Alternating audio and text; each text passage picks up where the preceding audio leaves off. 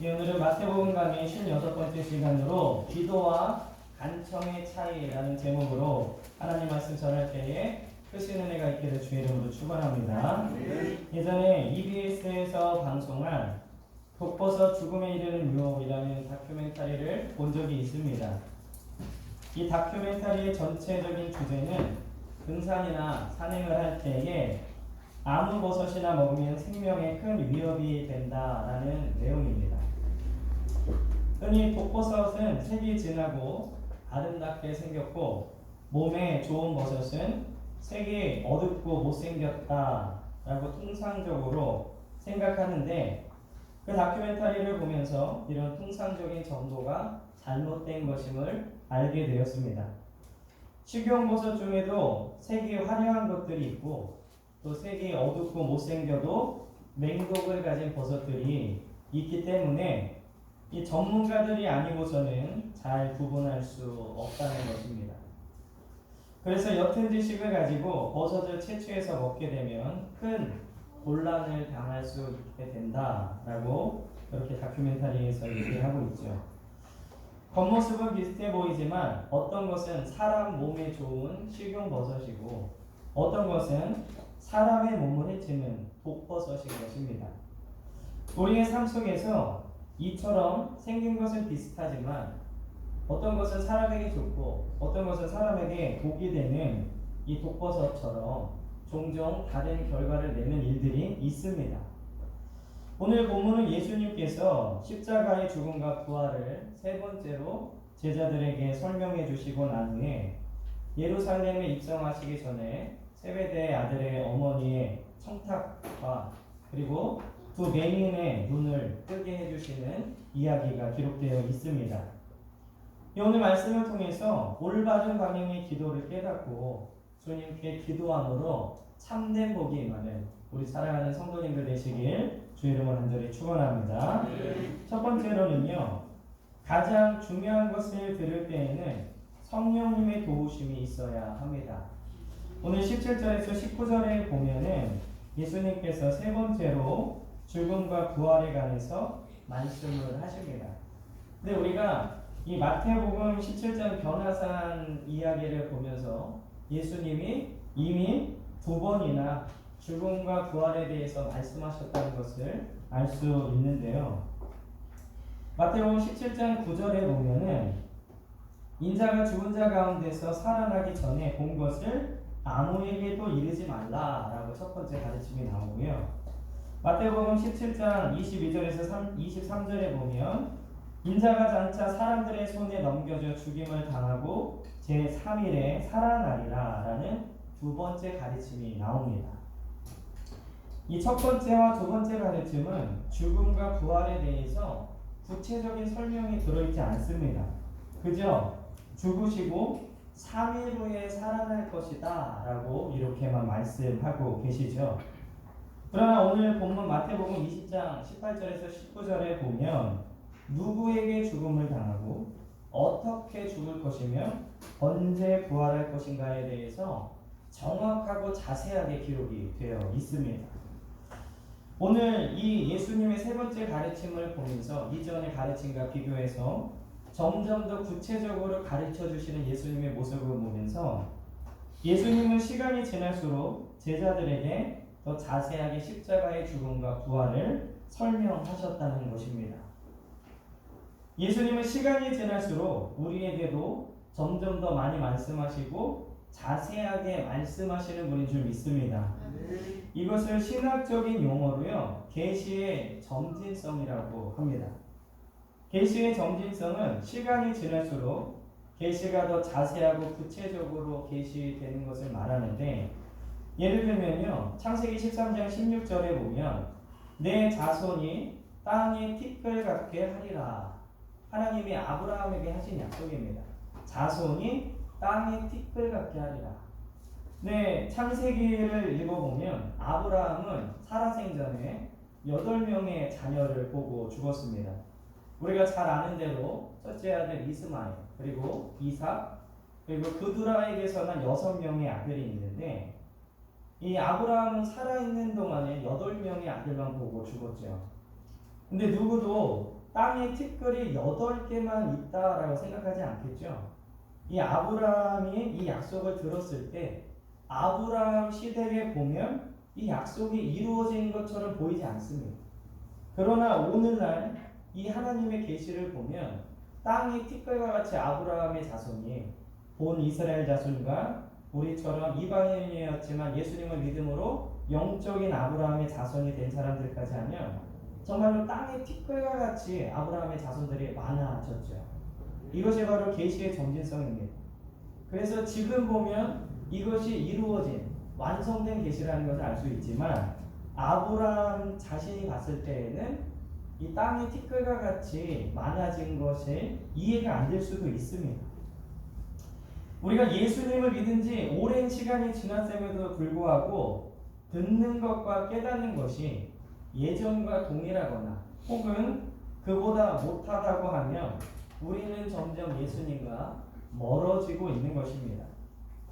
시간이 지날수록 신앙의 깊이가 깊어지고 주님의 음성을 듣는 것도 더 밝게 잘 들어야 될 줄 믿습니다.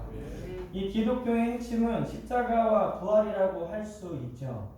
예수님은 지금 예루살렘에 입성하시기 전에 이 복음의 놀라운 비밀을 제자들에게 말씀하고 있습니다. 그것도 한두 번이 아니고 3번이나 동일한 내용을 말씀해 주셨습니다. 그러나 복음서의 전체 내용을 보면 제자들은 예수님의 십자가 부활에 대한 이야기를 듣고도 크게 반응하지 않은 것처럼 보여집니다. 고작해야 두려워하거나 왜 저런 말씀을 하시는가 의아해할 정도였죠.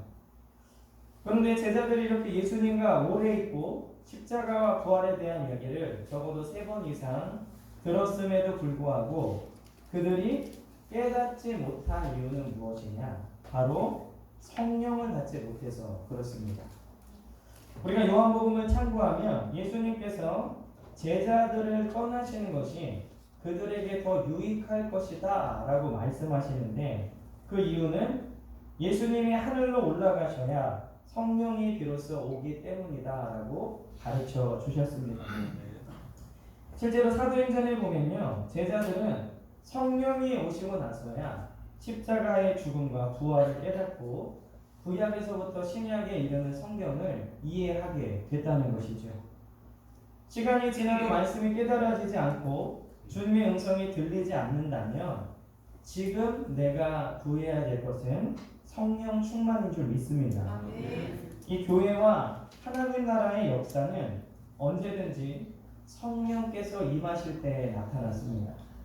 성령께서 임하시면 말씀이 깨달아지고 하나님의 뜻을 알고 내 것을 죽이고 하나님의 것으로 살게 된다는 것이죠.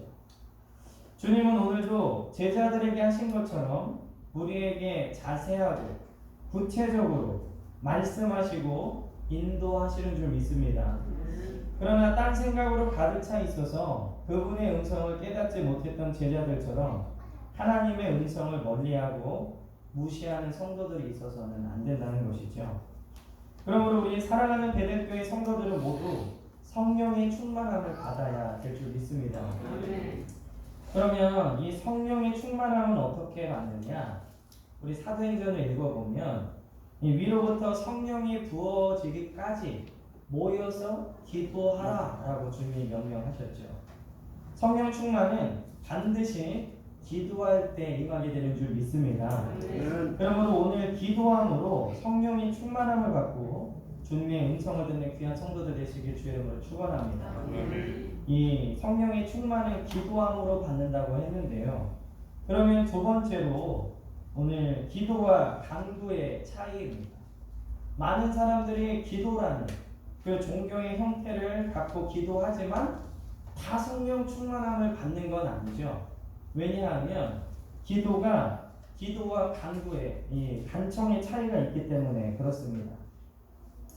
오늘 본문에는 예수님께 간구한 2부류의 사람들이 나오는데 첫 번째는 세베대의 아들들과 그의 어머니고 2번째 부류는 바로 2 맹인입니다. 저는 오늘 편의상 기도와 간청이라는 단어로 그 의미를 나누었습니다. 물론 기도 안에는 간청이라는 의미가 있죠. 간절히 청하는 그러한 요소들이 기도 안에 있습니다. 그러나 오늘 말씀에서는 나의 욕심에 따라서 예수님께 청하는 행위를 간청이라는 의미로 여러분들에게 말씀을 전하는데요. 제가 처음에 설교 제목을 정할 때는 간청이라는 단어보다는 요구, 부탁, 청탁이라는 말도 대신하려고 했는데 이런 단어들보다는 간청이라는 단어가 더 적절할 것 같아서 오늘 본문의 제목을 그렇게 정했습니다. 서론에서 언급했던 것 같이 생긴 것은 비슷하지만 몸에 좋은 버섯과 독버섯이 있는 것과 같이 예수님께 구하는 것, 겉으로 보이는 형태는 비슷하지만 전혀 다른 결과가 오늘 본문에 나타나 있죠. 오늘 본문에 주님께 구하는 두 부류 모두 예수님께서 무엇을 원하느냐라고 물어보셨습니다. 오늘 21절에 보면요. 예수께서 이르시되 무엇을 원하느냐? 세베대의 어머니가 무엇을 구했을 때 이렇게 물어보셨습니다. 그리고 또 이 맹인들에게도 동일하게 물어보셨는데 32절에 보면 너희에게 무엇을 하여 주기를 원하느냐? 예, 첫 번째로 예수님께 간청했을 때 두 부류 모두 다 무엇을 원하는가? 라고 주님이 물어보셨습니다. 그러나 그들이 원하는 것을 말씀드리고 난 후의 결과는 완전히 다른 것이었죠. 그 이유는 두 맹인은 기도를 했고 세베대의 아들들과 어머니는 간청을 했기 때문에 그렇습니다. 그렇다면 기도와 간청의 차이는 무엇이냐? 첫째는 기도는 하나님의 것을 구하지만 간청은 자신의 것을 구한다는 것입니다. 이 두 맹인의 기도는 어떻게 보면 자신들의 소원을 이루기 위해 눈뜨기 위해 구한 것 같지만 그 고백을 보면 하늘의 것을 구하는 것임을 알 수 있습니다. 왜냐하면 그들이 예수님을 부르는 호칭을 통해서 알 수 있는데 다윗의 자손이요. 이것은 그리스도, 메시아, 하나님이심을 비유하는 단어이기 때문에 그들은 예수님을 부를 때 하나님만이 하실 수 있는 일을 하시는 분이요 라고 고백을 하고 있다는 것이죠. 그리스도이신 주님께 자신들의 눈을 뜨게 해달라고 하는 것은 하나님의 그러나 세베대의 아들들과 그 어머니가 예수님께 구한 것은 아들들의 자리였죠. 이것은 하나님의 것을 구하는 게 아니라 그들의 영화를 위해서 구한 것입니다. 그리고 또 기도와 간청의 차이 두 번째는 기도는 하나님만이 하실 수 있는 것을 구하지만 간청은 사람도 줄 수 있는 것을 구하는 것입니다. 이 맹인의 눈은 현대의학으로도 고칠 수 없죠. 완전하게 잃은 시각은 회복될 수 없습니다. 이 맹인들은 모두 사람들의 만류에도 불구하고 예수님께 담대히 나아갔습니다. 조용해, 나오지 마, 저기에 들어가 있어 라고 사람들이 만류하는 것에도 불구하고 예수님께 완전히 소리를 지르면서 간청을 했죠. 주님, 우리의 눈을 뜨게 해 주십시오. 이것은 주님께서는 맹인의 눈도 뜨게 하실 것이라는 믿음에 의해서 구한 기도입니다. 그러나 세베대의 아들들과 어머니가 구한 것은 세상의 권세자들이라면 누구든지 줄 수 있는 것입니다. 물론 하나님께서는 사람들을 통해 기도에 응답하시기도 하고 다른 사람을 통해 필요를 채워주시기도 합니다. 그러나 하나님께서 기도의 응답으로 사람을 통해 주시는 것과 사람이 사람에게 주는 것과는 전혀 다른 문제죠. 그러므로 기도의 사람들은 언제나 담대함을 얻습니다. 왜냐하면 하나님이 하실 수 있는 것들을 구하기 때문에 그렇죠. 그러므로 여러분들이 사람이 줄 수 있는 그러한 간청을 하는 것이 아니라 담대하게 기도함으로 하늘의 것, 하나님 것을 받는 저와 여러분들 되시길 주의 이름으로 축원합니다. 또 이 기도와 간청의 세 번째 차이는 기도는 순수한 동기를 가지고 있지만 간청의 동기는 욕심과 정욕입니다.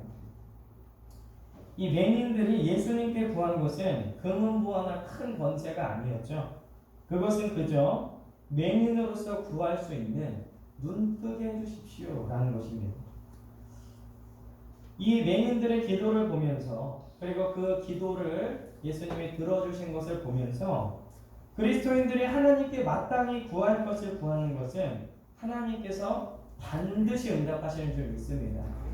제 목회의 철학 중에 제가 목회 10계명이 있다고 했죠. 1번이 설교한 대로 살자이고요. 제 목회 확신 중에 하나가 기도는 확실히 응답받는다입니다. 할렐루야. 여러분들이 오늘 올바른 방향으로 기도하면 하나님은 반드시 응답하시는 줄 믿습니다. 그러나 이 야고보 사도에 본 것처럼 정욕에 따라 구하는 것은 기도의 응답이 되지 않습니다. 많은 사람들이 또 많은 크리스찬들이 기도라는 종교 행위를 하지만 다 응답받는 건 아니죠. 물론 하나님의 뜻이 있기 때문에 거절하시기도 하지만 정욕에 따라 구하는 기도는 응답받지 않습니다. 이 세베대의 아들들은 예수님을 통해서 이 주석에 따르면 고관이 되려 했습니다. 오늘 본문에 주님의 나라에 하나는 우편에 하나는 좌편에 앉게 명하소서. 이게 천국에 가서 그렇게 앉게다라는 얘기가 아니라 주님께서 로마를 정복하고 왕이 되시면 그때에 우리 두 아들을 우의정, 영의정, 자의정 이렇게 삼아달라라는 그런 청탁입니다. 이 세베대의 아들들은 예수님을 통해 고관이 되려고 했는데 그래서 자신들의 요구를 이 예수님의 어머니와 사촌지간인 자신들의 어머니에게 부탁한 거죠. 그리고 그 어머니는 아들들의 부탁을 듣고 예수님께 오늘 청탁을 하고 있는 겁니다. 이것은 예수님께서 거절하실 수 없도록 한 사람의 잔꾀라고 할 수 있는데요. 오늘 세베대의 아들들의 모습을 보면서 정욕과 욕심의 정체를 우리가 바로 알 수 있습니다. 예나 지금이나 고관이 되는 건 매우 어렵죠. 요즘에도 9급 공무원 시험에 보면 굉장히 큰 경쟁률을 뚫고 돼야 되는데 9급이 아니라 높은 공무원이 되려면 더 많이 노력하고 더 많이 공부해야 합니다. 이 예수님 시대에 어부가 고관이 되는 일은 거의 없었습니다. 이들은 고관이 되기 위해서 노력한 것이 없죠. 공부를 했거나 열심히 노력했거나 군사훈련을 받았거나 그런 게 없습니다. 그들은 예수님을 이용해서 자신들이 노력하지 않고 힘쓰지 않은 고관이 되려고 하고 있습니다. 하나님께 구하기만 하고 자신이 할 바를 하지 않는 사람들에게는 하나님이 응답하시지 않습니다. 제가 고등학교 때 한참 유행하던 어떤 의사의 간증을 들으면서 그때는 깨닫지 못했지만 나중에 생각해보니 그 간증이 얼마나 비성경적이고 듣는 사람들로 하여금 인생을 망칠 수 있게 하는 것인가 생각하게 됐습니다. 물론 그분은 실제적으로 경험하고 간증하는데 거짓말하지는 않았겠지만 그 간증의 내용은 기도를 많이 했더니 시험 볼 때에 교과서가 보여서 서울대 의대에 합격했다라는 얘기입니다. 아마 그 간증을 듣고 아무런 노력을 하지 않고 기도만 하는 거룩한 백수, 아무 일도 하지 않고 기도만 하는 교회 안에 굉장히 거룩한 백수들이 많이 생겼을 것입니다. 그 사람이 교과서도 한 번도 안 보고 기도만 했기 때문에 그게 보였겠습니까? 그만큼 교과서를 많이 보고 기도했기 때문에 그것이 보였겠죠. 정욕은 내가 노력하지 않고 예수님을 이용해서 내 욕심을 채우려고 하는 게 바로 정욕의 정체입니다. 제가 신대원 시험 볼 때 한 4대1 정도 경쟁률이었는데 거기에서 이제 같이 시험 보는 사람들하고 쉬는 시간마다 얘기하면 자신은 은혜로 하나님의 길을 갈 거기 때문에 공부를 많이 안 했다고 합니다. 그런 사람들은 어김없이 합격하지 못했습니다. 은혜는요, 아무것도 하지 않고 물론 값없이 받는 것이지만 하나님의 일을 하고자 하는 사람들이 자기가 해야 될 성경 공부, 영어 공부 이런 것들을 하지 않고 그저 기도만 해서 붙을 수 있다고 생각하는 것 자체가 잘못된 신앙이죠. 노력하지 않고 기도만 해서 얻으려 하는 것이 바로 불순한 동기이고 정욕입니다. 기도를 하되 내가 해야 할 것은 다 해야 될 줄 믿습니다. 우리의 기도는 언제나 응답받지만 이 맹인들처럼 하늘의 것을 구하면 응답받지만 이 세베대의 아들처럼 노력 없이 예수님을 이용해서 내 욕심을 채우고자 할 때에는 절대로 응답받을 수 없음을 기억하시길 주 이름으로 축원합니다.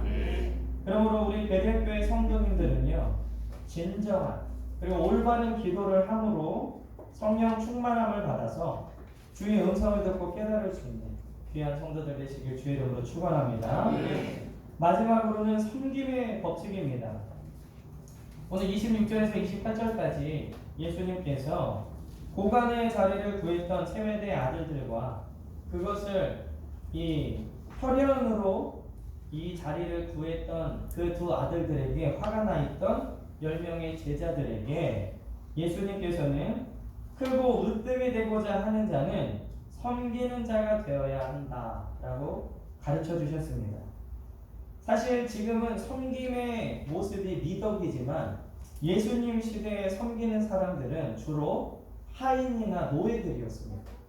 그래서 이 유대적인 배경은 손님이 왔을 때 이 손발을 씻을 물을 떠다 드리고 그들의 손과 발을 씻겨주는 섬김은 곧 노예들이 하는 것이다 라는 그러한 어떤 사상적인 것들이 있었기 때문에 이 섬김을 미덕이라고 말하는 예수님의 말씀이 잘 이해되지 않는 시대적 환경이었다는 것을 우리가 알아야 합니다. 섬김을 받으시기에 충분하신 예수님께서 제자들에게 섬김을 받으러 온 게 아니라 도리어 섬기고 자기 목숨을 많은 사람의 대속물로 주려 함이다라고 설명하고 계시죠. 그리고 제자들의 발을 씻기심으로 섬김의 본을 보여주셨습니다.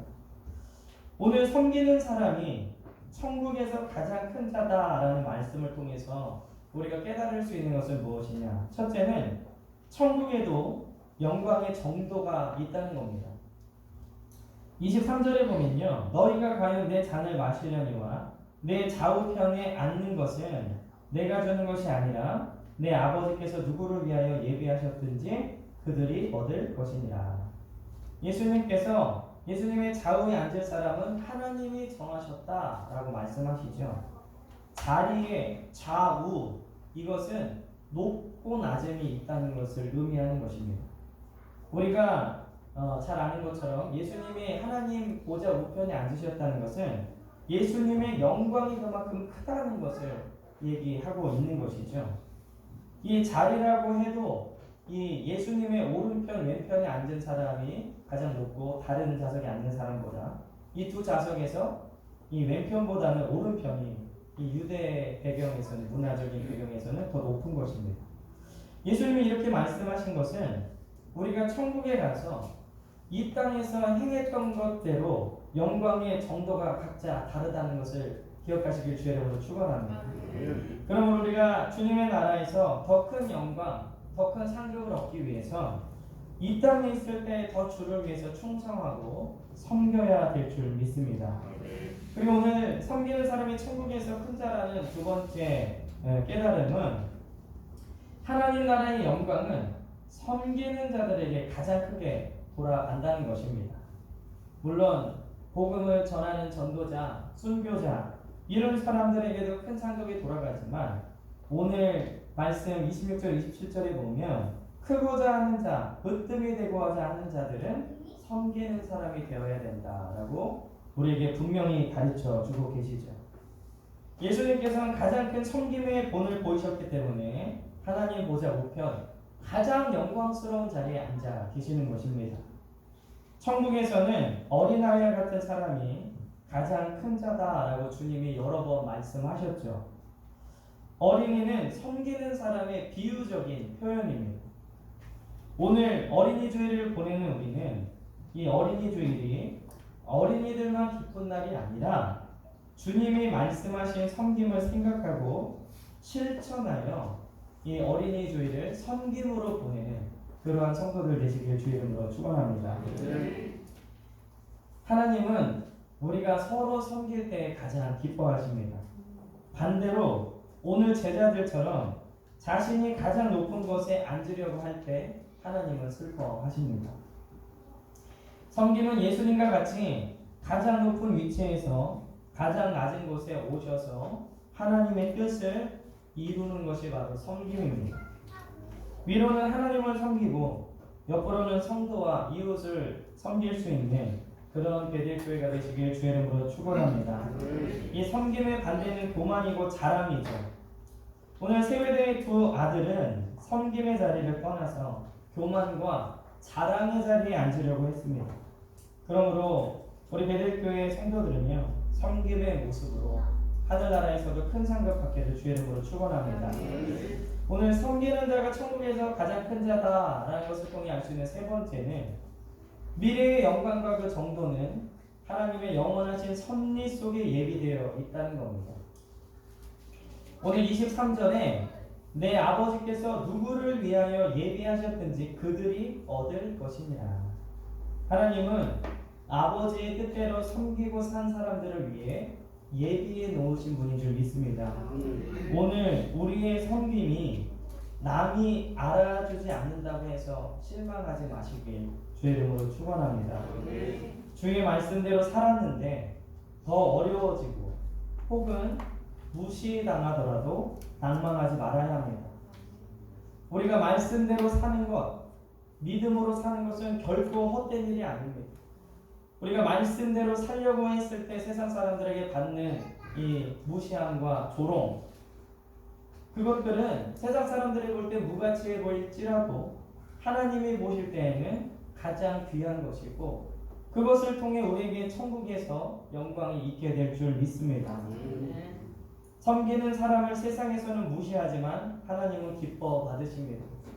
기도하는 사람을 세상에서는 아무런 가치 있는 사람으로 보지 않지만 하나님은 가장 귀한 사람으로 보신다는 거죠.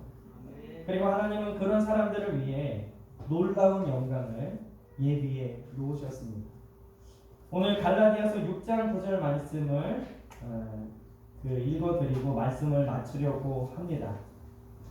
우리가 선을 행하되 낙심하지 말지니 포기하지 아니하면 때가 이름에 거두리라. 아멘.